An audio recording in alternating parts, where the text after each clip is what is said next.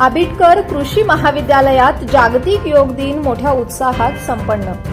युवा ग्रामीण विकास संस्था संचलित व महात्मा फुले कृषी विद्यापीठ राहुरी संलग्न आबिटकर कृषी महाविद्यालय पाल गारगोटी येथे जागतिक योग दिन मोठ्या उत्साहात साजरा करण्यात आला। यावेळी आर्ट ऑफ लिव्हिंग थिंगच्या योग प्रशिक्षिका स्मिता पाटील व त्यांच्या संपूर्ण टीमने एक पृथ्वी एक आरोग्य या स्लोगनवर आधारित योग कसा करावा, कोणती योगासने करावीत, योग साधना कशी करावी, तसेच मनाला प्रसन्न व तंदुरुस्त कसे ठेवावे याविषयी मार्गदर्शन केले।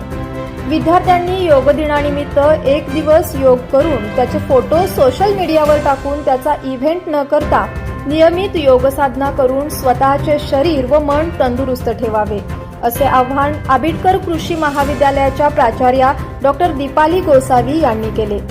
या कार्यक्रमास महाविद्यालयाचे प्राध्यापक, शिक्षकेतर कर्मचारी त्याचबरोबर मोठ्या संख्येने विद्यार्थी उपस्थित होते।